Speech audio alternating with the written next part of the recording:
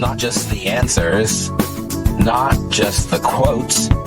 It's life in the margins. It's time for CluffsNotes.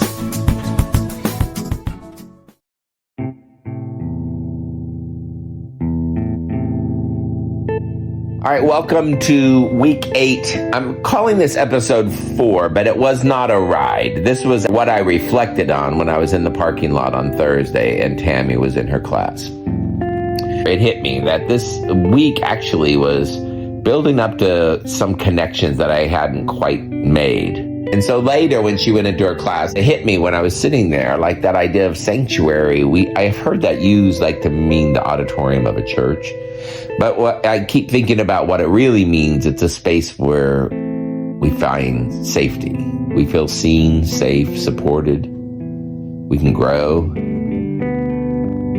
As Tammy got out of my car, one of her counselors was walking out and they called out to each other. There was something very comfortable and familiar about that. And I thought, Tammy's finding sanctuary here. And it was funny because the day before when I took Harbor to our play date at the church, she walks in now because of that familiarity and that comfort, that really that is for her a type of sanctuary. Volunteers call her by name. She knows where the toys are. It's predictability. She knows how to move from the space to space, what her limitations are, what she can do, what she can't do. And with those guardrails, those expectations, that routine, that's suddenly there's freedom to explore, to play. There's joy, there's learning. And it's funny because as I was pondering this and I was thinking out loud, when I work with Harbor, I have these rules and they're very simple, but I'm realizing they're not just for toddlers. They're for all of us. And there's 3 rules for preschool papa. We play, we celebrate, and we model. We play because learning and healing happens when we explore, when we try and we fail, when we pretend, we imagine. We celebrate because growth needs recognition. There's something about the human spirit that when we celebrate, and we get recognition, it reinforces what we want to happen. Highlighting those changes a person's perspective on effort and risk. And the third one is we model. We don't model perfection. We model presence, emotional regulation, staying calm, curious, compassionate. When little humans or big humans stumble, we don't shame them. We model, we show. We show what repair looks like, what calm looks like, what resilience looks like. Now that's the pattern I see both in Harbor's world, but I also see it in Tammy's.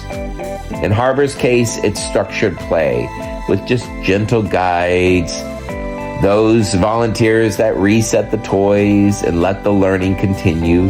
For Tammy, it's recovery, the support systems that work when they have humans inside them that show up with empathy and humanity. Because here's the thing, guardrails are necessary. Systems matter. But they're only as powerful as the people who embody them. Again, as a former school leader, I know this firsthand.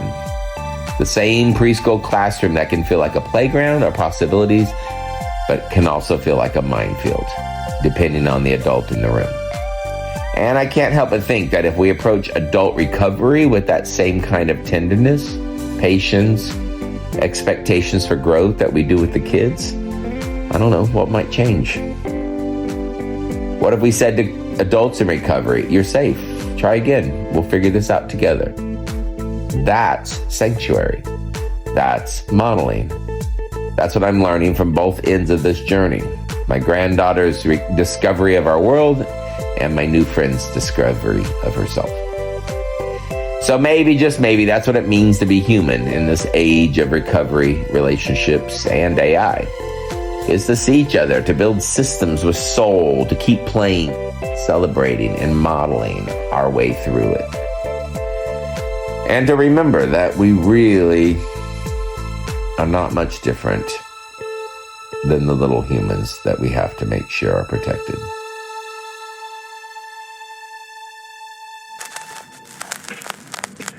Another reel for the shelf.